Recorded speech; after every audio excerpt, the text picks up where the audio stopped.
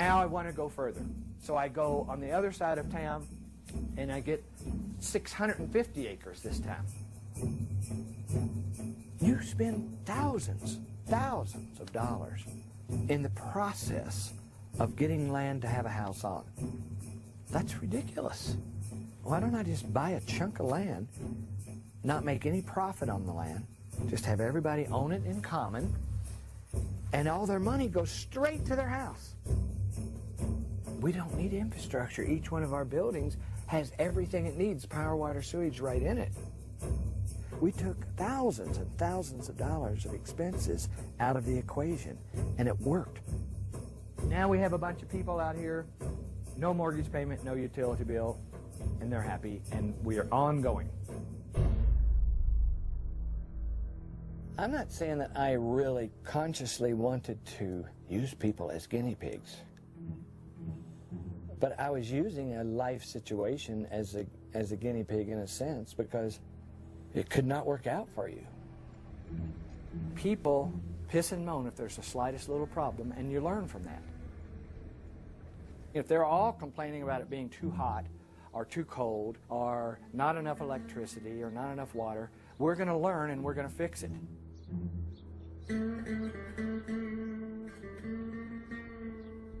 Well, this was the one where I had the two-story greenhouse. It originally had a sloped front face on it, which just basically caught too much sun. And it was too hot.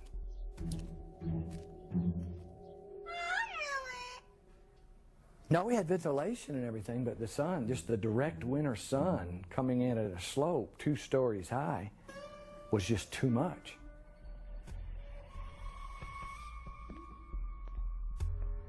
Some guy wanted to buy the house.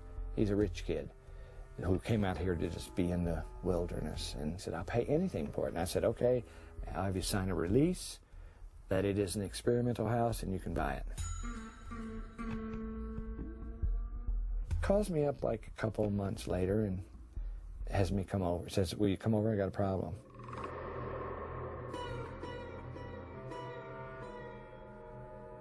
And he took me in his kitchen, and he is a writer. And he had an family heirloom typewriter out on the kitchen table working.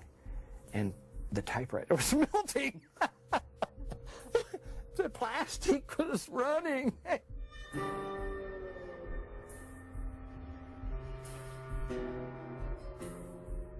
I learned that this is powerful. You know, I want to learn to control it. You know, I'm just glad I didn't kill anybody, you know, fry a baby or something. You know, fuck.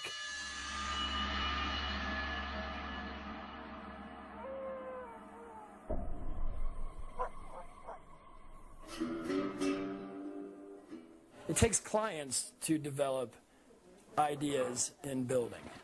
You can't figure out all your ideas on your own one house. You need many houses to do it on. You can't afford to build many houses, so you do need clients. And people take issue with him because in the early days he did it badly. The houses leaked, they were hot, they looked like they landed from Mars or another planet.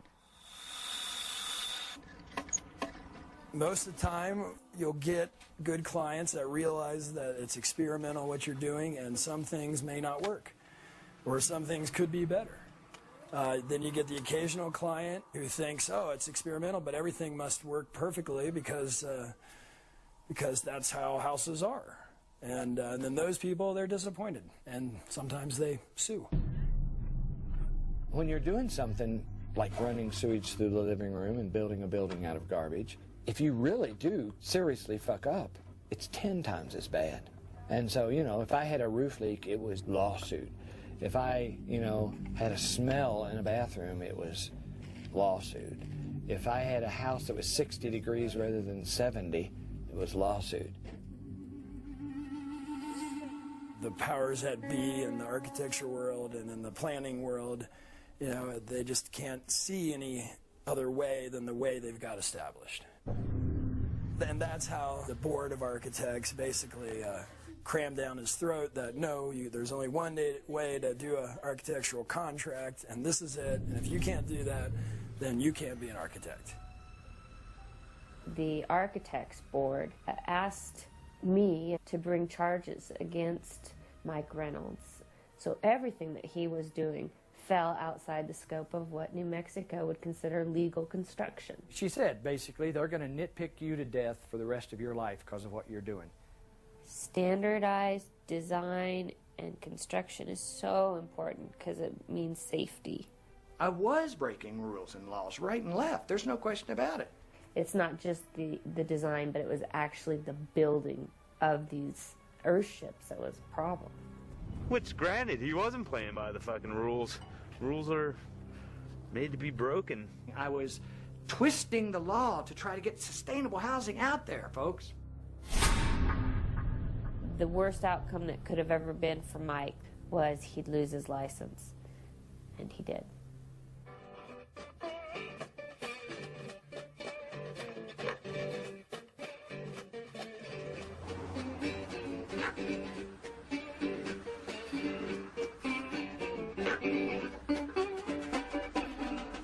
Every time we stuck our head out of the foxhole, we're getting our fucking face shot off.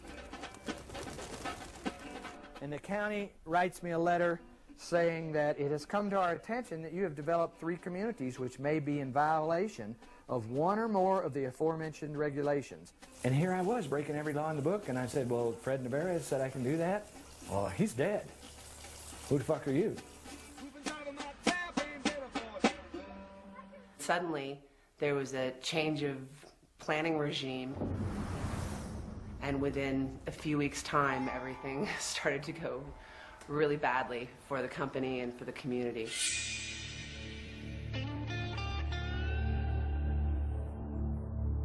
They had a big notebook like this thick, even thicker than this, Reynolds subdivision violations. Subdivision law stated that to convey property, you have to have power, water, sewage. You have to have everybody owning their specific piece of land. You have to prove that you can provide all these utilities to it. You have to put in roads. You have to do all of these super expensive things to qualify as a subdivision. When I was hired to be planning director in 1995, that was one of the first charges they gave me, was to make sure that everybody lived by the same rules. They didn't put any roadways in. There's no service, no water. They didn't put anything in. And the state legislature at that time just said, okay, enough is enough. We filed 5 subdivision actions at the same time. He came out with his code enforcers with guns on. I mean, they shut us down.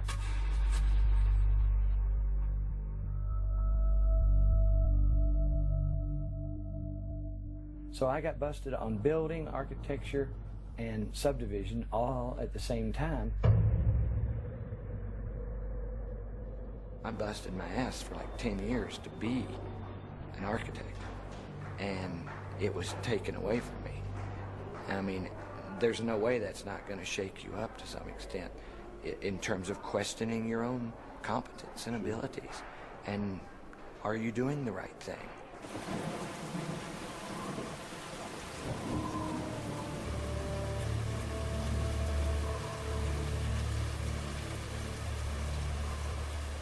We fired the crews, and we're down to 2 or 3 people. And Job sites were shut down, and people that were waiting to build, their permits were denied, even though the county had already cashed their checks. spirits fell low, and people moved out, and there wasn't a lot of work, and you felt like the county was disapproving of what you were doing, even though you were trying to do something good for yourself. Even logic failed at that point to some extent because there were so many things against me. I'm looking at like I've lost my method of livelihood, I've lost my respect, I've lost my credentials. Basically, I had lost everything. What do I do? When people ask you what your heroes are or who your people that influenced you or impressed you, one of the first ones I ever say is Noah, of course. He built a boat, a wooden boat, giant wooden boat out in the middle of the desert, and there was no sea around, and he was building a boat, and they were calling him a fool. But he saw something coming.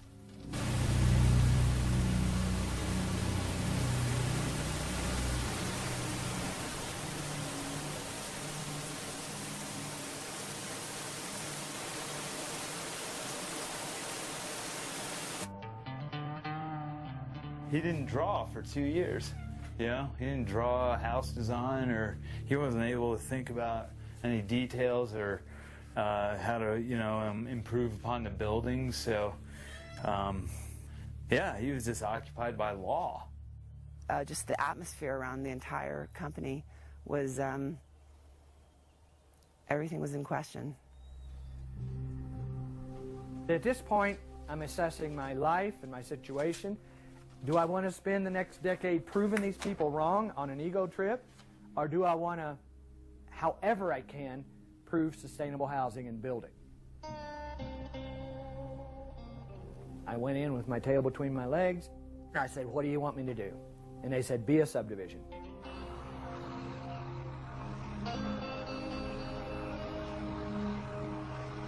To make the Greater World a legal subdivision, Mike had to develop it in phases and then have the county come in and inspect every phase. This is the application for phase 3 and 4 to be a subdivision. We have to provide 14 copies of this. Archaeologists had to walk the land and look for arrowheads. That cost $20,000. And all they did was walk around and pick up arrowheads. Engineers had to engineer the terrain and make diagrams and drawings that nobody ever uses. That was $14,000.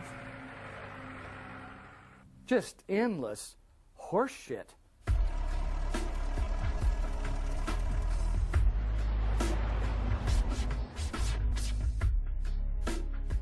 We have a person who could not see any bigger than the rule book. And I think that's the issue that we have before us right now on this planet. We got lots of people that can't see any bigger than the rule book. And beyond the rule book is global warming. The amount of expense and time, I mean, it was years of his life and other people's. It took us 7 years to completely get the entire development open again. Yes. Yes. What up, Mike? Hubba, hubba, hubba.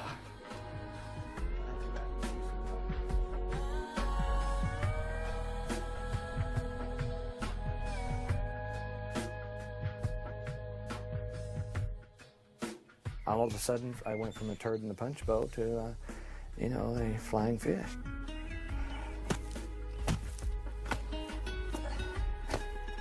They now see him as a shining example of how to create a subdivision in Taos County. Jumped through all the hoops and became a legal subdivision, selling acres of land and lots and building a repetitive little generic house.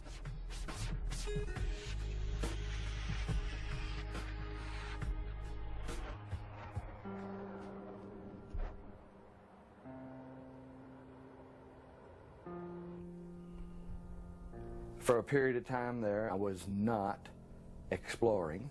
I was not evolving. I was taking what I had learned to that date and